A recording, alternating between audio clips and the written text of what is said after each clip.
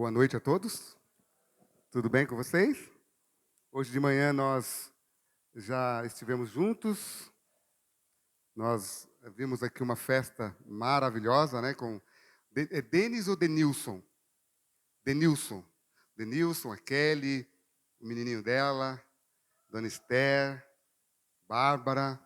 Foi uma festa maravilhosa e eu fiquei muito feliz, né? Tivemos que dar uma reagendada na agenda para poder estar aqui, mas foi uma festa maravilhosa. E eu tenho certeza que todos nós que estivemos aqui de manhã sentimos aqui a presença de Deus. Amém? Tá, vamos então partilhar aqui um estudo da palavra. O pastor Wanderson estaria aqui com vocês agora à noite, mas a garganta dele, não sei se vocês perceberam de manhã, mas ele estava um pouco ruim, não estava muito boa a garganta dele, e amanhã ele tem que falar o dia todo. Então, não daria para ele estar aqui. Ele ia falar sobre o Espírito Santo, mas eu não vou tratar do mesmo tema, tá bom? Ele depois vai vir e vai continuar esse mesmo assunto. Já está postado aqui, pastor William? Eu quero falar aqui com vocês sobre um assunto que, para mim, é muito, muito importante. E eu quero falar desta pessoa aqui. Não sei se vocês sabem, vocês estão olhando aqui a foto, mas essa pessoa aqui é o meu pai, tá? O nome dele é Getúlio Correia Francisco. Já faleceu há alguns anos, faleceu em 1991. E eu vou contar a história do falecimento dele no final, mas eu quero abrir aqui o nosso assunto, o nosso bate-papo a respeito da palavra de Deus, falando de algo que eu sinto até hoje no meu coração, que é a falta desta pessoa. Faleceu bem precoce, com 49 anos de idade, mas que faz uma falta enorme. E às vezes a gente fica pensando, por que a gente sente esses vazios dentro do nosso coração? Eu quero tratar sobre este assunto com vocês. Quero passar aqui uma outra foto. Está aqui meu pai tocando sanfona. Meu pai era sanfoneiro. Eu tenho um vídeo dele tocando sanfona. Naquela época ainda gravava vídeos, viu? Eram umas fitas, né? Mas gravavam. E aí eu recebi um presente de um amigo lá da minha cidade, lá de Conchal. Os três já faleceram, né? Os três já vieram a óbito. Aqui ele estava ensaiando o hino lá em casa. E aqui, essa foto, sou eu aqui desse lado aqui, bem nesse cantinho aqui, com 11 anos de idade. Nós havíamos acabado de chegar da igreja e o meu tio de Campinas havia acabado de chegar nessa foto aqui. E essa foto aqui retrata muito bem aqui como que nós estávamos acabando de chegar da igreja, né? Eu via o meu pai com um terno, eu queria sempre um terninho. Meu pai comprou um terninho azul para mim, eu ia para a igreja assim, né? Eu me lembro muito bem, e eu me batizei com 9 anos de idade. Até os 14 anos eu já tinha lido a Bíblia 7 vezes de capa a capa. Meu pai não sabia ler e nem escrever, mas, porém, ele aprendeu a ler a Bíblia inteira, para vocês terem uma ideia. Ele dava estudo bíblico, ele ia pregar e parecia que ele estava lendo a Bíblia, mas ele tinha a Bíblia de cor na cabeça dele. Levou para Cristo, em pouco tempo que ele ficou na igreja, mais de 150 pessoas para Jesus. A minha cidade é pequena, mas, no entanto, muitas pessoas foram influenciadas por ele. E, no final, eu quero contar aqui o final da história. Pode tirar aqui para mim, William, fazendo favor? Abra a Bíblia de vocês, vamos ler aqui o livro de Marcos, capítulo 2. Livro de Marcos, Evangelho de Marcos, capítulo 2.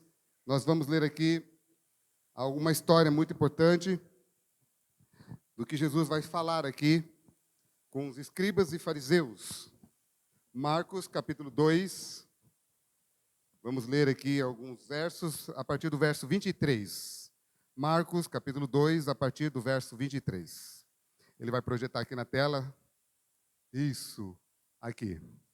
Ora, aconteceu atravessar Jesus em dia de sábado as searas, e os discípulos, ao passarem, colhiam espigas. Advertiram-no os fariseus, dizendo assim: vê, porque fazem o que não é lícito aos sábados? Mas ele lhes respondeu: nunca lestes o que fez Davi? quando se viu em necessidade e teve fome, ele e os seus companheiros, como entrou na casa de Deus no tempo do sumo sacerdote Abiatar, e comeu os pães da proposição, os quais não é lícito comer, senão aos sacerdotes, e deu também aos que estavam com ele. E aí ele acrescenta, olha bem esta informação, e acrescentou: o sábado foi feito ou foi estabelecido por causa do homem, e não o homem por causa do sábado. De sorte que o Filho do Homem é Senhor também de qual dia, queridos? Do sábado. Há um problema muito sério nesta passagem que nós acabamos de ler, porque muitos pegam essa passagem e diz que Jesus colheu no dia de sábado, que Jesus trabalhou no dia de sábado. Mas ele não está tratando deste assunto. Você pode deixar projetado aqui para mim, fazendo favor? Isso, desde o início, do verso 23, por favor. Jesus não está tratando de trabalho ou de qualquer coisa nesse sentido. Ele vai tratar de um outro assunto. Aqui está o primeiro verso que nós lemos, verso 23.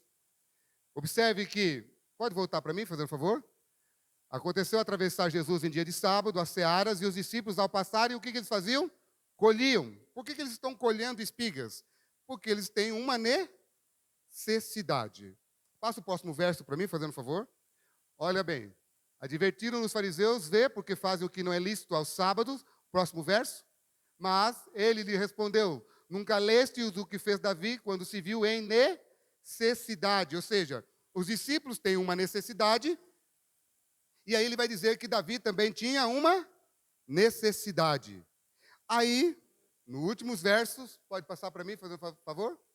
Isso, e acrescentou: o sábado foi estabelecido por causa do homem, e não o homem por causa do sábado. Aqui, nós vamos dar aqui o início ao nosso estudo, tá bom? Entenda, Jesus está tratando de necessidade do homem. Primeiro, o homem tem fome, e aí ele vai lá e colhe a espiga.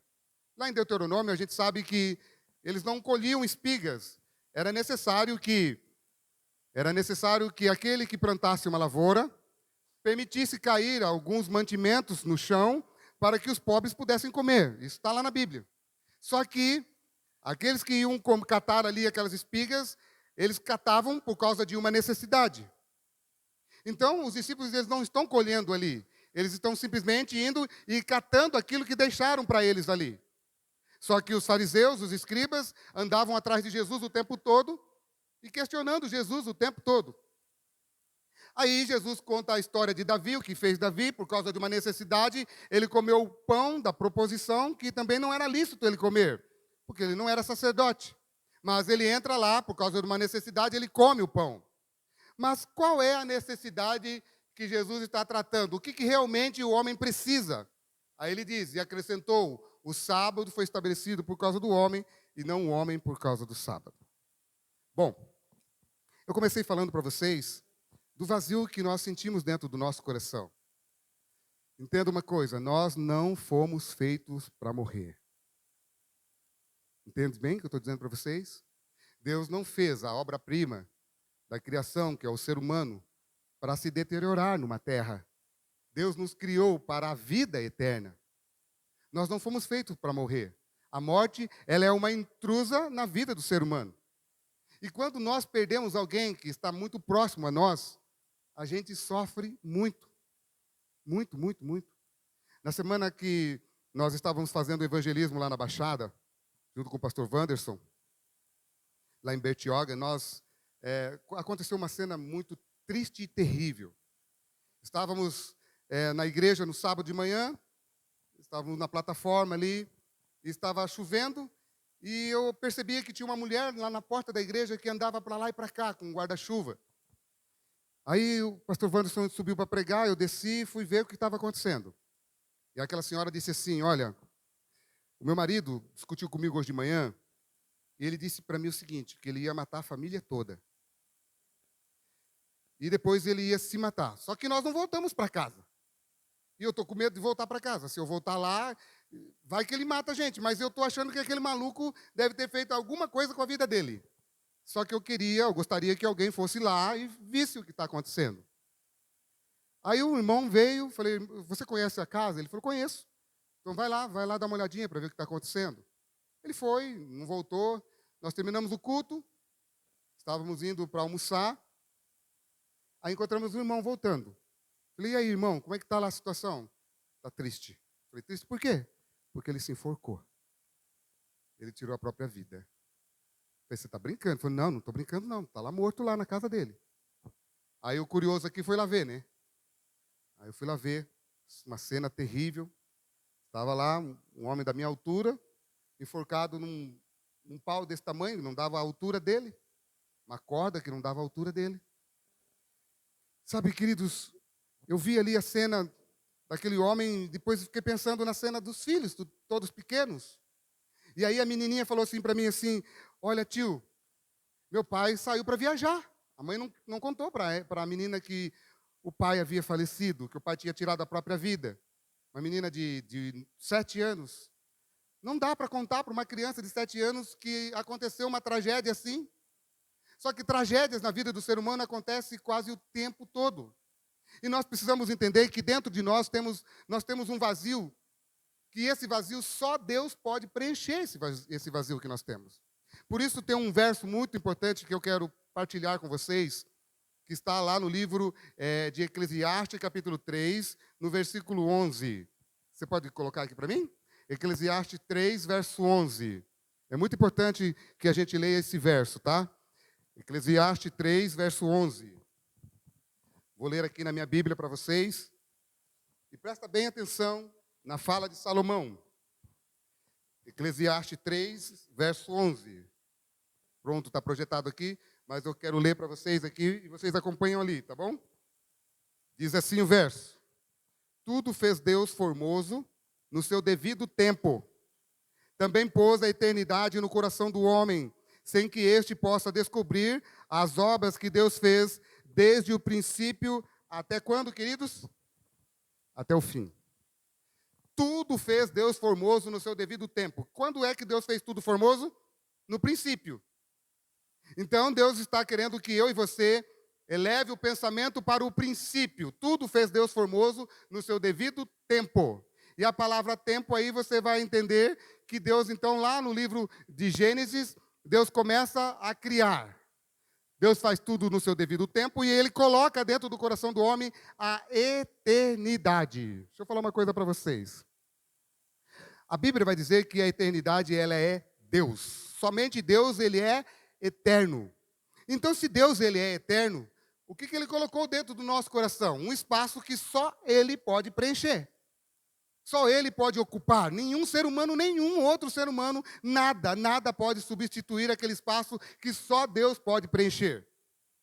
E você percebe que nas festas comemorativas, principalmente final de ano, o comércio, a mídia, sempre coloca para você que você tem uma necessidade. Para onde você vai nas ruas de comércio, você precisa de roupa, você precisa de sapato, você precisa de camisa. Todo mundo quer que você compre alguma coisa. Porque eles acham que você tem o quê? Uma necessidade. Hoje a gente precisa estar trocando de celular quase o tempo todo, porque é uma necessidade desse negócio. Mas o que realmente o ser humano precisa? É nisto que Jesus se concentra quando ele vai falar que o sábado foi feito por causa do homem e não o homem por causa do sábado. Bom, vamos para o livro de Gênesis, que eu quero ler algumas coisas com vocês. Gênesis, capítulo 1. Gênesis, capítulo 1. E vamos tratar aqui da criação. Bem no versículo 1, diz assim: No princípio criou Deus os céus e a terra. A terra, porém, estava sem forma e vazia. E havia trevas sobre a face do abismo, e o Espírito de Deus pairava sobre as águas. Bom, quando Deus começa a sua criação, Ele cria o mundo e deixa o mundo lá. No princípio, cria Deus os céus e a terra, deixa a terra lá, com um espaço de tempo, e aí Ele volta, depois de um tempo. A Bíblia diz que o Espírito de Deus paira sobre a face das águas, e Deus volta depois de um tempo para fazer o quê? Observe um detalhe. Diz assim a Bíblia. No versículo 3, diz assim: Disse Deus, haja luz e houve luz. E viu Deus que a luz era boa, e fez separação entre luz e as trevas. Chamou Deus a luz dia e as trevas noite. E houve tarde e manhã, o primeiro dia. A palavra primeiro dia aí significa Deus organizando o tempo. A palavra houve tarde e manhã que aparece ali é Deus organizando o tempo em um tempo de 24 horas. Tarde, a Bíblia diz que é a parte escura, e manhã a parte clara. Então, observe, houve tarde e manhã, Deus organizando o tempo. No livro de Gênesis, quando Deus começa a criar ali, Ele não está criando coisas, Ele está organizando o tempo. Observe que no capítulo 2, diz, aliás, no verso 6 diz assim, e disse Deus, haja, Ele não está criando, está dando uma ordem, haja firmamento no meio das águas e separação entre águas e águas. Fez, pois, Deus o firmamento e separação entre as águas, debaixo do firmamento, e as águas sobre o firmamento, e assim se fez. E chamou Deus ao firmamento os céus, e houve tarde e manhã o segundo dia. Todos os dias, quando Deus acaba de criar, há aquela expressão, houve tarde e manhã. Houve tarde e manhã no primeiro dia, houve tarde e manhã no segundo dia, houve tarde e manhã no terceiro, no quarto, no quinto, no sexto. E no sétimo? Será que houve tarde e manhã no sétimo dia? Capítulo 2, projeta para mim, fazendo um favor. Dá uma olhadinha aqui no capítulo 2, no versículo 1 em diante. Isso. Assim, pois, foram acabados os céus e a terra, e todo o seu exército. Pode passar o próximo? E havendo Deus terminado no dia sétimo a sua obra que fizera, descansou nesse dia de toda a sua obra que tinha feito. E abençoou Deus o dia sétimo e o santificou, porque nele descansou de toda a sua obra que, como Criador, fizera. Pode ver o próximo verso? Ué, não tem houve tarde e manhã o sétimo dia? Não tem alguma coisa estranha ali? Não tem alguma coisa assim que chama a sua atenção? Observe, houve tarde e manhã até o sexto dia, mas não houve tarde e manhã em qual dia? Não houve tarde e manhã no sétimo. Por que que não houve tarde e manhã no sétimo? É isso que nós vamos entender. Entenda uma coisa muito importante. Deus estava cansado, sim ou não? Deus se cansa? Ele não se cansa. Mas se Deus não se cansa, por que que ele para naquele dia? Quem é que precisava parar naquele dia? Era Deus ou era Adão e Eva? Era Adão que precisava parar naquele dia. Então, naquele exato momento, quando Deus para, quando Deus descansa, Deus chama Adão e Eva para partilhar desse descanso. Ou seja, vocês não estão cansados, vocês não fizeram nada, vocês acabaram de nascer, mas vocês merecem um descanso. O que que eles merecem? Vai comigo para Isaías 66, por favor. Olha só o que Isaías diz. Agora vamos trabalhar uma questão muito importante, lá no livro de Isaías 66. Quero ler aqui na minha Bíblia, para compartilhar com vocês. Isaías 66, o verso 1 mesmo, tá? Diz assim, assim diz o Senhor, o céu é o meu trono, a terra, o estrado dos meus pés. Que casa me edificarei vós, e qual é o lugar do meu repouso? Essa palavra repouso, que aparece no hebraico, é a palavra tempo. Qual é o tempo? Qual é o lugar onde eu posso repousar? O que ele está dizendo? Aonde você vai ter um tempo para mim? Qual é o lugar que eu posso passar um tempo com você? Aí ele deixa bem claro que ele não organiza o tempo do sábado. Por que ele não organiza o tempo do sábado? Porque o sábado, na verdade, ele é o início da eternidade na vida do ser humano. Cada ser humano que tem o privilégio de guardar o sábado, ele já pode sentir, olha, escuta bem o que eu vou dizer para vocês, ouça bem, ele já pode sentir um gostinho da eternidade. Observe que, olha bem o que eu vou dizer para vocês, é proibido matar, sim ou não? É proibido roubar. Todas as outras denominações pregam a mesma coisa. Não mate, não roube, não tenha santos em casa, não faça isso, não faça aquilo. Eles falam de tudo. E tudo você não pode fazer. Isso é pecado. Mas não é pecado você fazer o quê? Você transgredir o sábado. Por que não é pecado você transgredir o sábado? Porque Satanás quer que você não sinta. Ou seja, que nada venha preencher o vazio que você sente dentro do seu coração. E esse vazio que nós sentimos dentro do nosso coração, só Deus pode preencher. E como é que Ele vai preencher? Fazendo você sentir necessidade dEle. E quando eu e você sente necessidade de Cristo, Ele vem estar contigo. Não no espaço de tempo qualquer, mas num tempo que Ele predeterminou para que eu e você possa sentir a necessidade de Cristo. E qual dia que Ele deixou para que eu e você possa sentir necessidade dEle? O sábado. O sábado, ele não está organizado em um tempo. Não está organizado em um tempo de 24 horas. Bom, para nós irmos para a parte final, eu quero explicar um detalhe para vocês muito importante. Vá comigo para Jeremias, por favor. Jeremias 31. Jeremias capítulo 31. Jeremias vai falar de um outro assunto aqui. Jeremias capítulo 31. Vou ler aqui com vocês a partir do versículo 33. 31, 33. Diz assim: porque esta é a aliança que firmarei com a casa de Israel depois daqueles dias, diz o Senhor. Na mente lhes imprimirei as minhas leis, também no coração lhes inscreverei. Eu serei o seu Deus, e eles serão o meu povo. Não ensinará jamais cada um ao seu próximo, nem cada um ao seu irmão, dizendo: conhece o Senhor? Porque todos me conhecerão, desde o menor até o maior deles, diz o Senhor. Pois perdoarei as suas iniquidades e dos seus pecados. Jamais me lembrarei. Assim diz o Senhor. Agora presta bem atenção nessa expressão. Que dá o quê para você? Olha lá que está escrito, que dá o quê? Dá o sol. Dá o sol para a luz do dia, e as leis fixas, a lua e as estrelas para a luz da noite, que agita o mar e faz bramir as ondas, as suas ondas. Senhor dos exércitos é o seu nome. Se falharem essas leis fixas diante de mim, diz o Senhor, deixará também a descendência de Israel de ser nação diante de mim para quanto tempo, queridos?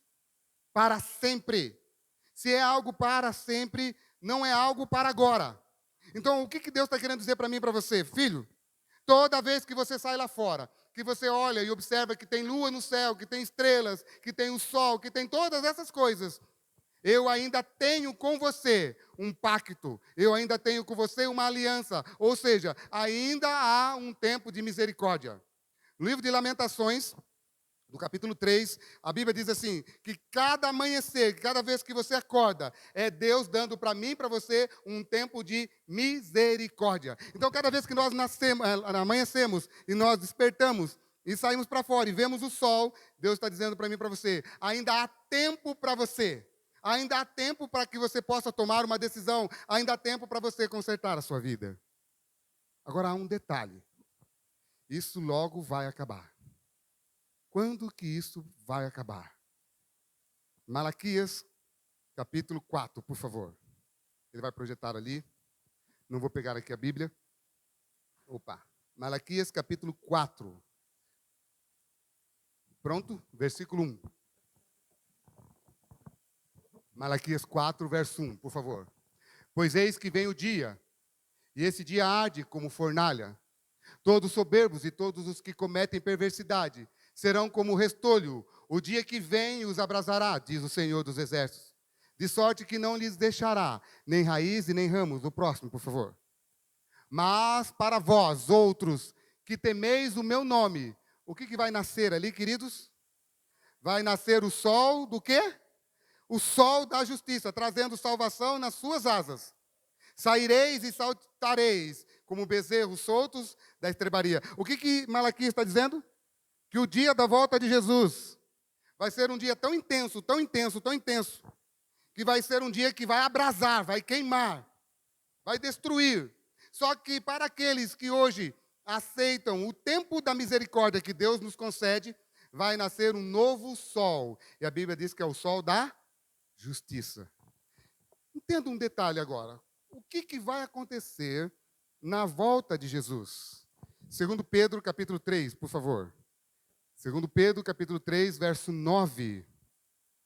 2 Pedro, capítulo 3, versículo 9, diz assim, ele já está ali projetando: não retarda o Senhor a sua promessa, como alguns a julgam demorada.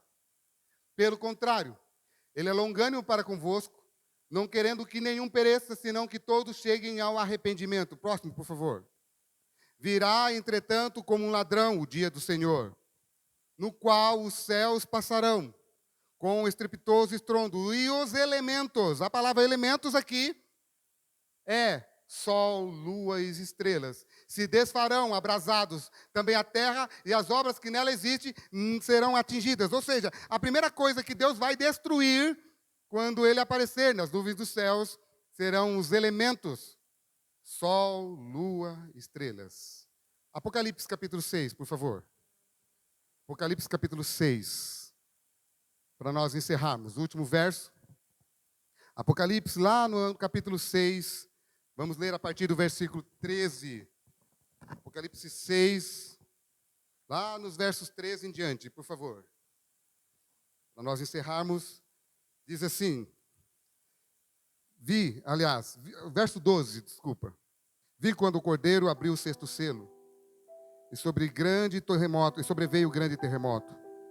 O sol se tornou negro como o saco de crina, a lua toda como sangue, e aí ele diz mais, e as estrelas do céu caíram pela terra, como a figueira quando abalada por vento forte, deixa cair os seus figos verdes. Agora olha bem essa expressão. E o céu se recolheu-se como um pergaminho quando se enrola. Então todos os montes foram movidos do seu lugar, os reis da terra, os grandes, os comandantes, os ricos, os poderosos, e todo escravo, e todo livre, se esconderam nas cavernas e nos penhascos dos montes, e disseram aos montes e aos rochedos: caí sobre nós, escondei-nos da face daquele que se assenta no trono e da ira do Cordeiro. Porque chegou o grande dia da ira deles. Quem é que pode suster-se? A Bíblia deixa clara para mim e para você que quando Jesus aparecer nas nuvens dos céus, a primeira coisa que ele vai tirar do céu é esse sol, essa lua, essas estrelas. Tudo isso vai desaparecer. É como se Deus estivesse falando para você, aquilo que marca o tempo, o sol que marca o tempo, a lua que marca o tempo, as estrelas que marcam o tempo, tudo isso não vai mais ser preciso. Tudo isso vai acabar. Sabe por que isso vai acabar? Porque Jesus estará aparecendo nas nuvens dos céus, amém, queridos? Ah, mas quando ele aparecer nas nuvens dos céus, quem é Jesus? Por favor, capítulo 22, verso 3 e 4. Apocalipse capítulo 22, verso 3 e 4. Observe essas últimas falas de João quando ele vê a face de Jesus. Nunca mais qualquer maldição nela. Na cidade santa, lá estará o trono de Deus e do Cordeiro. Os seus servos o servirão, por favor, o próximo. Contemplarão a sua face, e na sua fronte está o nome dele. Próximo verso. Então já não haverá mais o que, queridos? Noite.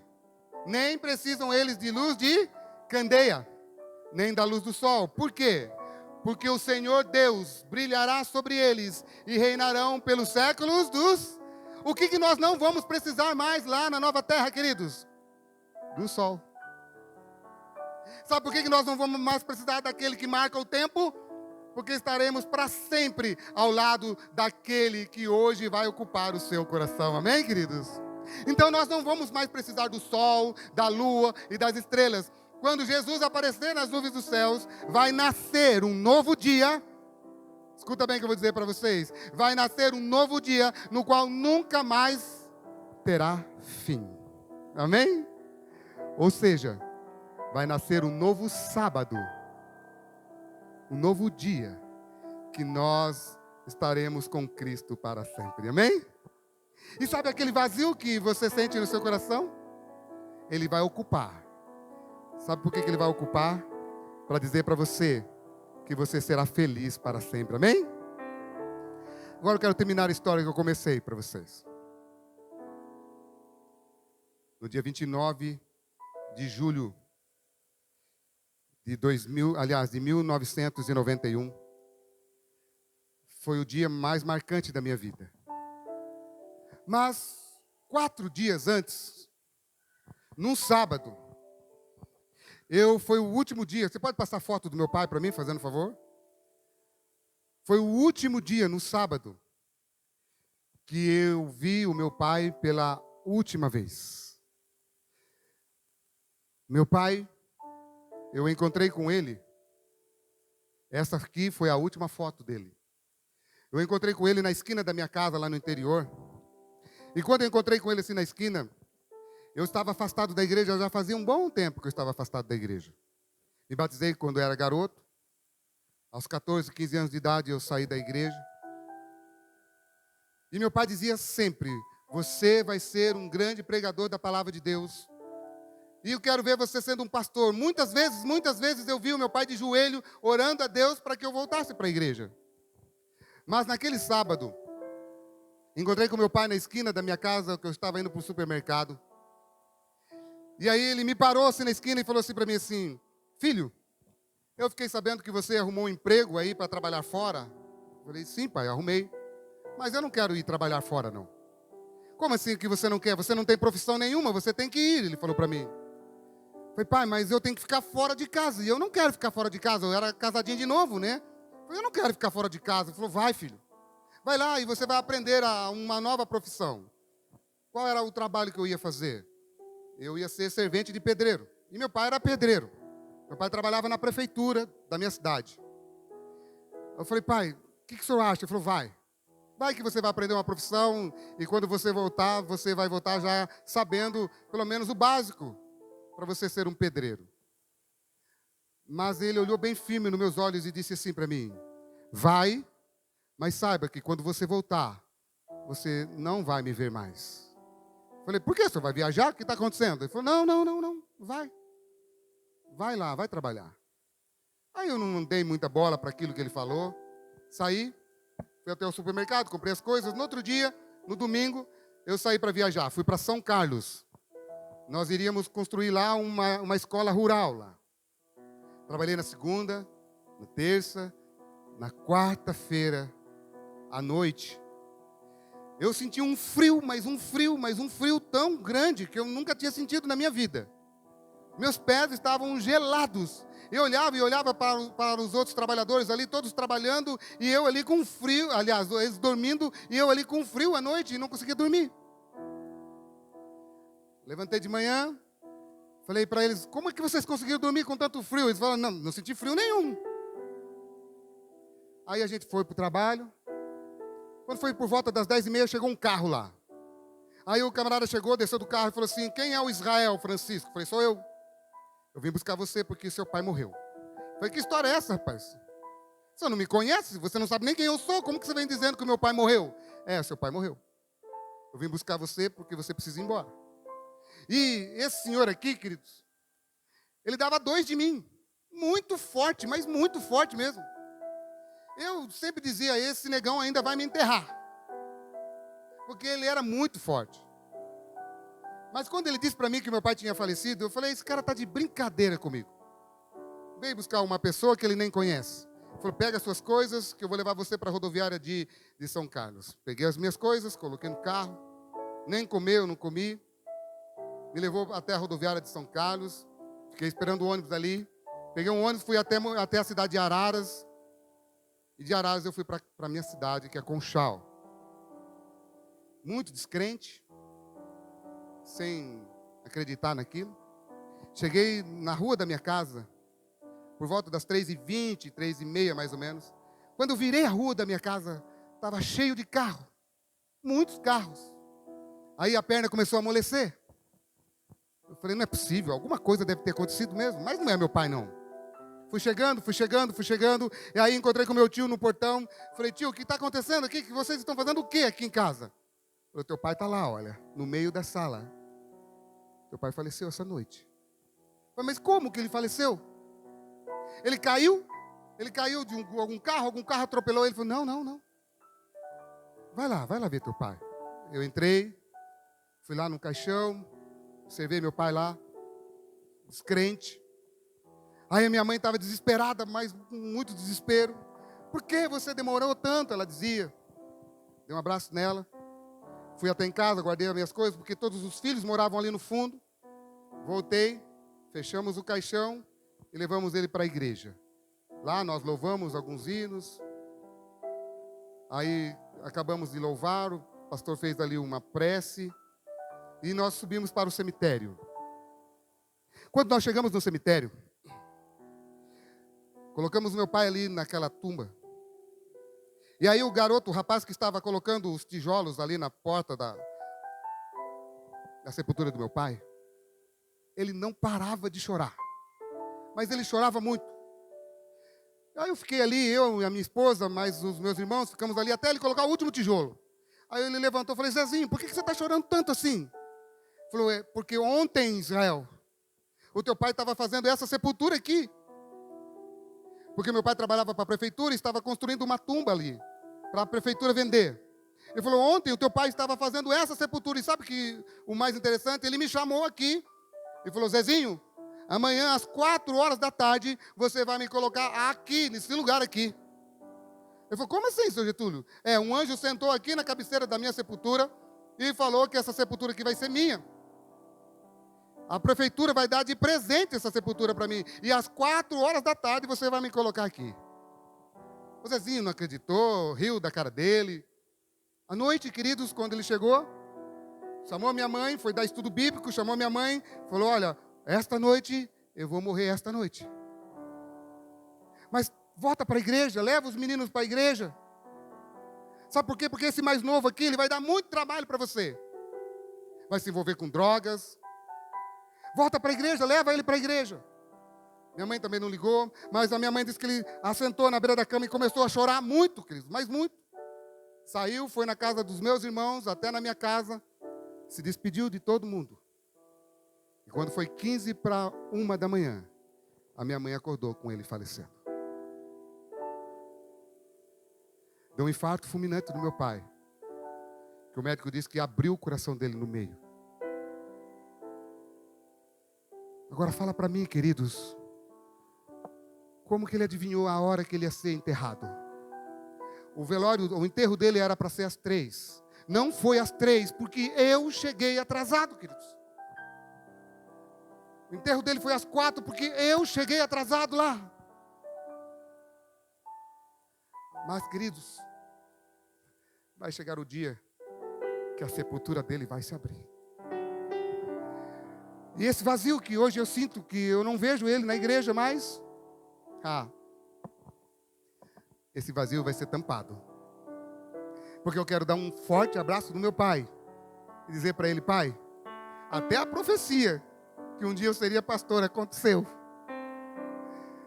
Então eu quero dizer uma coisa para vocês. Sabe por que Deus vai tirar ele da sepultura? Porque ele morreu em Cristo Jesus. Bem-aventurados é aquele que desde agora dorme no Senhor, porque as suas obras o acompanham. Eu estou aqui dando continuidade às obras que o meu pai iniciou. Mas eu quero ver Jesus voltar.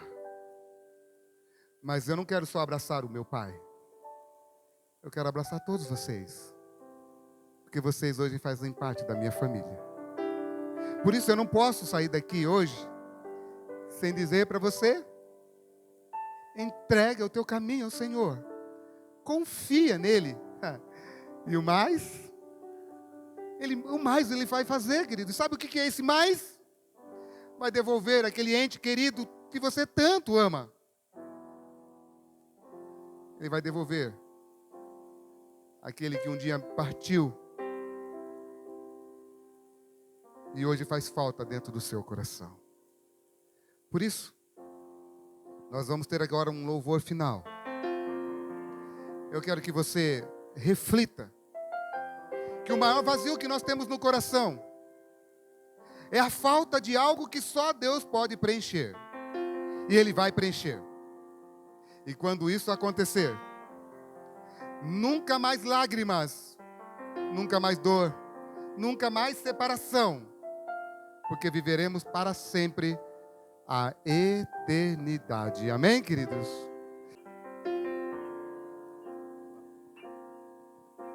Um dia quero ver uma flor desabrochar. Um dia quero ver o brilho real do sol. Um dia quero ver a vida lá no mar. Um dia quero ver meu Cristo retornar. Sei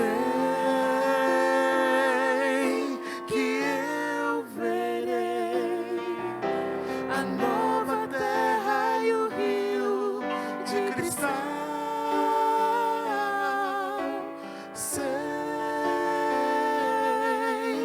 que eu verei meu irmão, minha irmã lá no céu. Verei, sim, eu verei meu Senhor, meu Redentor, meu Senhor, meu Redentor.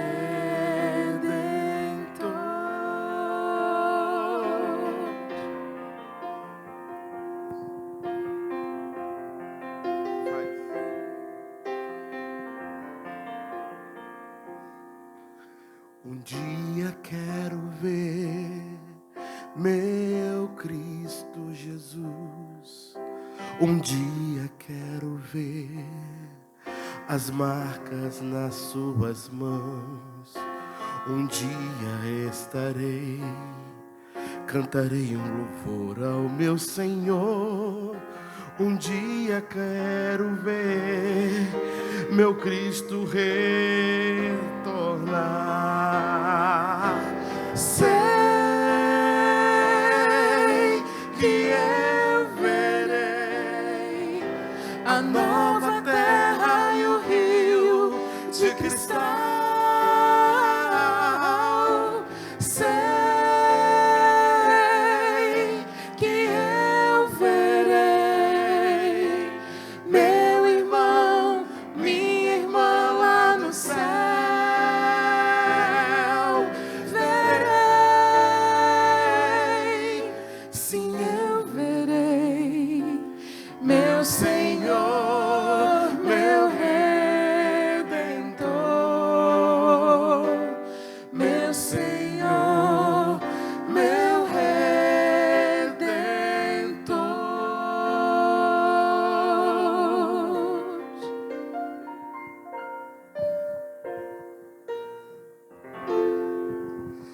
Há um louvor que diz assim: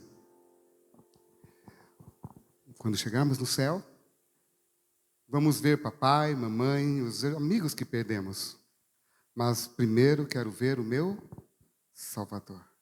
Só Ele vai devolver aquilo que hoje faz falta para o nosso coração. Você pode ficar em pé onde você está? Vamos fazer uma oração?